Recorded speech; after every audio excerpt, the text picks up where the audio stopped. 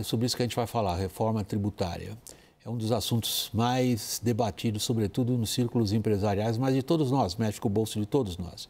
O futuro relator da regulamentação dessa reforma, só para vocês ficarem no pé, na mesma página que a reforma já passou.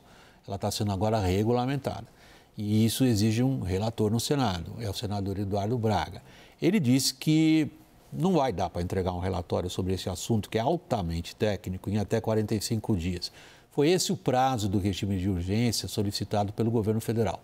Além do senador Eduardo Braga, que disse, 45 dias não vai sair nada, o próprio presidente da Casa, Rodrigo Pacheco, e também o presidente da Comissão de Constituição e Justiça, Davi Alcolumbre, os dois defendem que se tire esse regime de urgência do texto.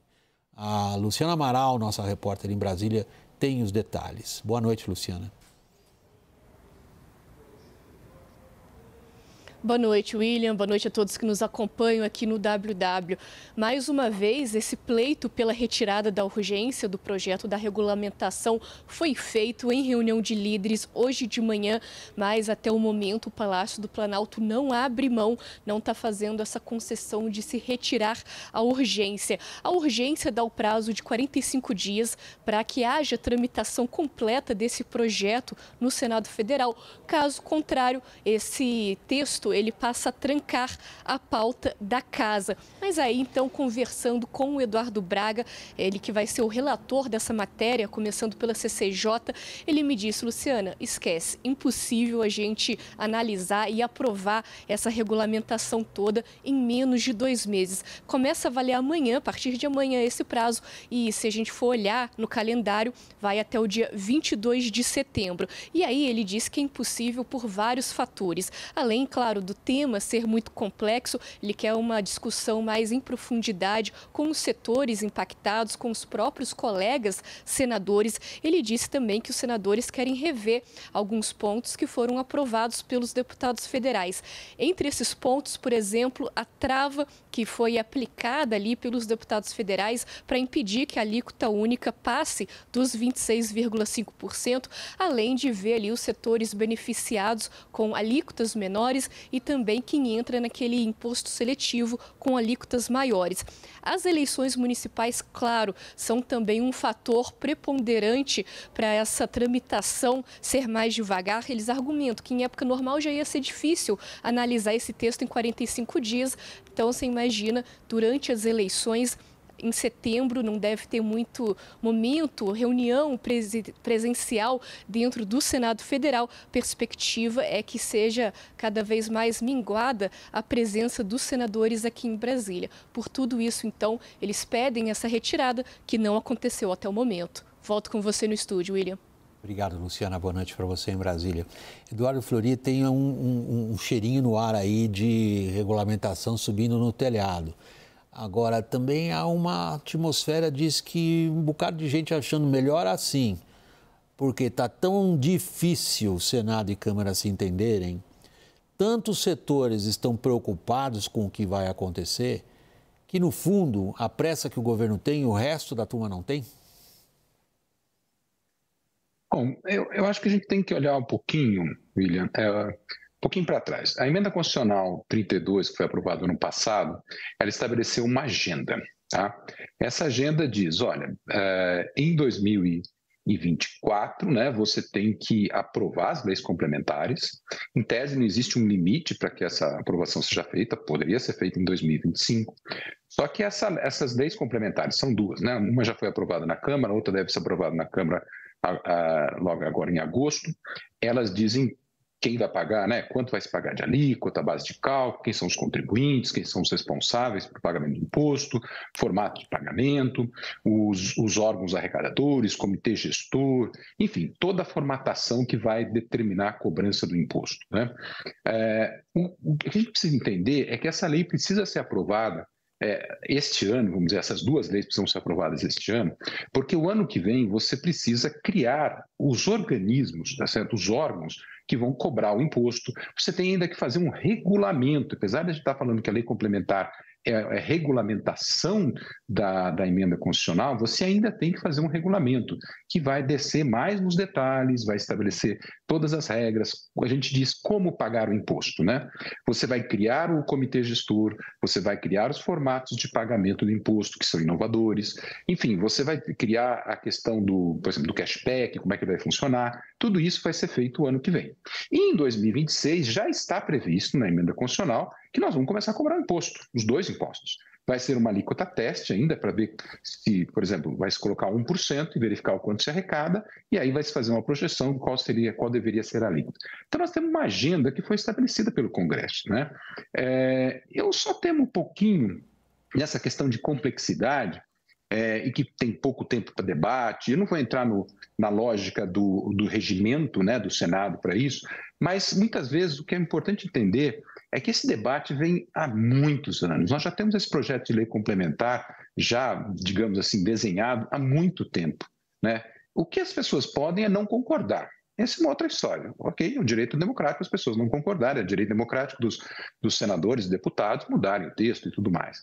Mas, assim, falta de debate e falta de conhecimento do projeto, eu acho que não existe. Se 45 dias são suficientes ou 60 dias são suficientes, mais uma vez, não sou especialista de regimento de Senado, mas que precisa ser aprovado esse ano, precisa.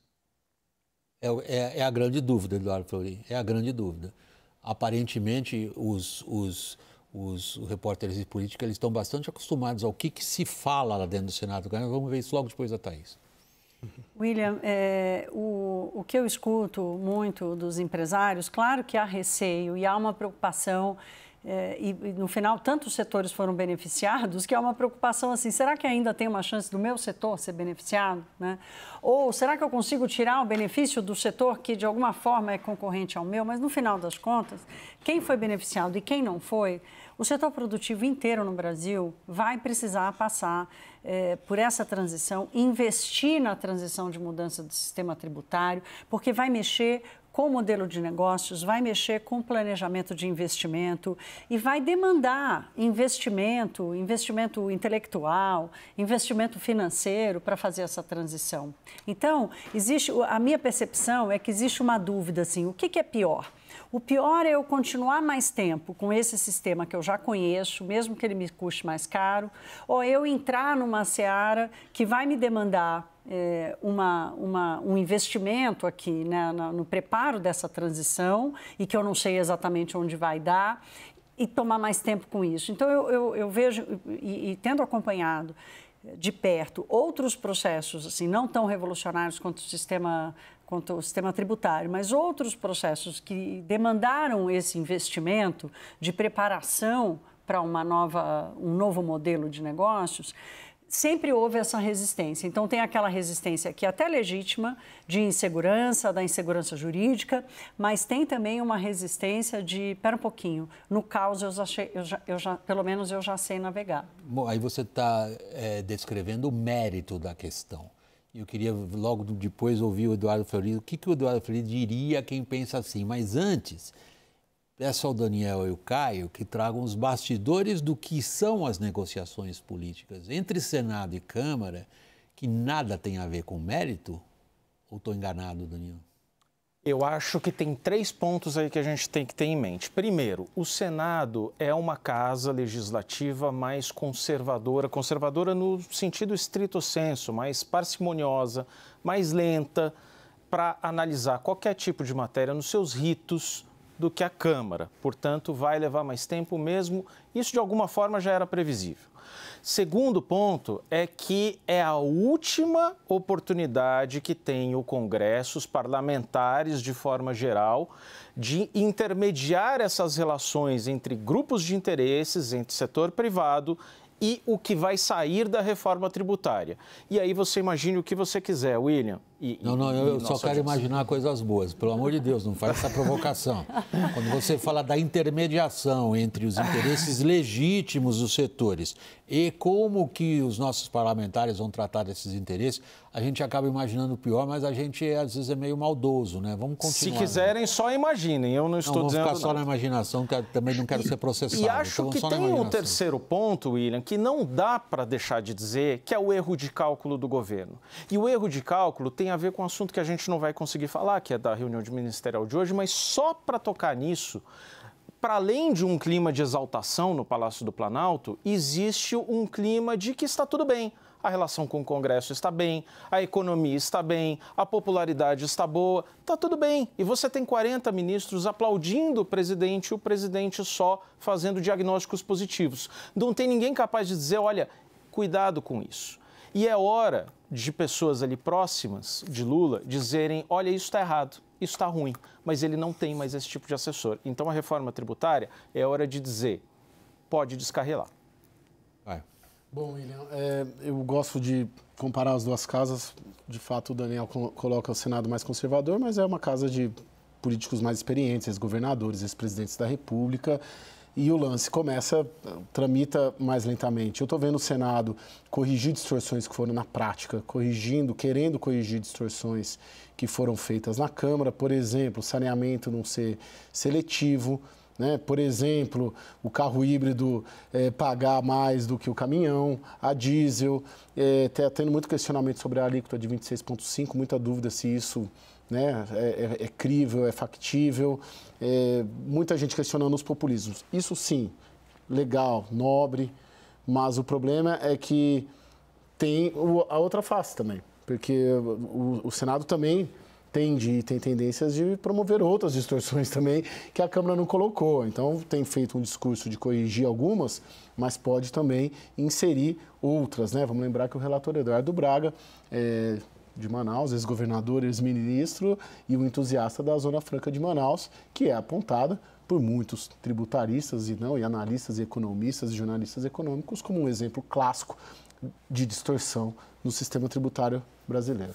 Eduardo Fleury, de propósito, deixei você ouvindo um pouquinho pelo seguinte. Tanto a Thaís, como o Daniel, como o Caio, trazem para nós a descrição de um estado de coisas no qual se vislumbra a paralisia, estagnação e protelação de um assunto que você, como especialista do setor, disse categoricamente, isto tem que ser aprovado este ano. O que você diria aos impacientes? Bom, vamos lá, vamos começar a fazer algumas observações que eu acho importante, né? Um ponto assim, eu fiz só para lembrar um efeito disso tudo, tá, William? Desculpa, assim, talvez eu esteja mudando um pouquinho, mas o ano passado eu fiz uma palestra, né, em Nova York sobre a reforma tributária, né? E o interesse, haviam pessoas das agências de risco, né? E havia muito interesse sobre o assunto. E a gente precisa lembrar que as melhoras nas notas, a gente teve acho que 2 melhoras em notas nas agências de risco, citaram explicitamente, tá certo, a reforma tributária. Relatórios do FMI e outros relatórios do Banco Mundial também citam, né, a reforma tributária como um ponto positivo. Eu temo que qualquer paralisia na reforma tributária, é lógico que as agências de risco avaliam outras coisas, né? Mas assim, que também isso possa influenciar negativamente até o Brasil como um todo no exterior, né? Então, acho que esse é um ponto bastante importante que a gente tem que considerar. Um outro ponto que eu gostaria de lembrar é que essa reforma tributária, ela é um projeto que tem sido tratado, principalmente na Câmara, como um projeto de país e não um projeto de governo, né?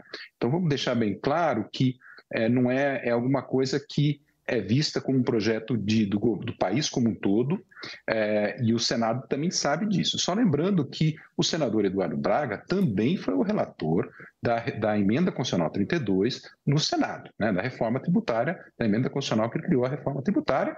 E ele se deu muito bem, diga-se passagem. Ele foi bastante, vamos dizer assim, rápido e eficiente, mas se ele está dizendo que não dá, eu não vou discutir sobre isso, repito, não é minha especialidade, né? Mas eu acho que, enfim, a gente está encaminhando em boas mãos, né? Lógico que o Senado talvez queira colocar, vamos dizer assim, as suas impressões digitais no projeto, e eu acho que tem toda a razão com isso, né? Faz parte do processo democrático.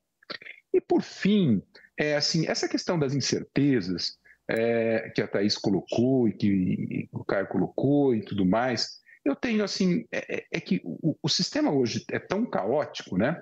Na verdade, a maioria dos contribuintes das empresas, eles pensam que sabem onde eles estão. Eles não sabem. Eles vão para um sistema que aí sim eles vão começar a saber. Só que essa transição para eles é tão enigmática, né? Porque eles acham que não é possível que vai mudar tanto, né? E que vai ficar uma coisa até que relativamente simples, que eles se perdem, né? Porque a confusão hoje é tão grande que ele não consegue ver o outro lado. Quer dizer, como é que vai ser essa transição? Do ponto de vista burocrático, eu não vejo tanto, viu, Thaís, assim, tanto investimento que tem que ser feito. Eu acho que você colocou a palavra certa, investimento intelectual, quer dizer, imaginar como é que vai ser o meu mundo após a reforma. Do ponto de vista de sistemas, essas coisas, eu vejo que nós vamos ter uma melhoria bastante grande. Então, eu não vejo que as empresas vão ter problemas em relação a isso. Mas esse negócio de investimento intelectual, de pensar como é que vai ser meu mundo depois, eu acho que isso sim é verdade. Isso já é incerteza. Vale a pena um breve resumo do que o Eduardo Fleury disse, porque ele foi muito metódico. Ele disse o seguinte: não vai aprovar agora? Investidor externo estava esperando que isso acontecesse. Não vai aprovar agora? Peraí, isso daí é um projeto de país. Isso não cabe ficar uma casa brigando com a outra por seus interesses, digamos, mesquinhos. 3. Pessoal, acredita porque vai ser melhor do que vocês acham, Thaís? Eu acho que o mais caro vai ser o investimento intelectual mesmo, viu, Eduardo? Realmente haverá investimento financeiro? Pode até acontecer, mas existe uma incerteza também, essa promessa de que o PIB vai crescer, essa promessa de que a vida deles vai melhorar quanto? Vai demorar quanto? Até lá, o que eu tenho que mexer no meu plano de negócio? E, por último, tem um ponto importantíssimo que o Bernard Arpit trata muito, que é a mudança da formação de preços no Brasil. Os preços hoje no Brasil têm uma distorção grave em função do desconhecimento disso que o Fleury acabou de dizer. As empresas acham que sabem quanto pagam de imposto, mas não sabem.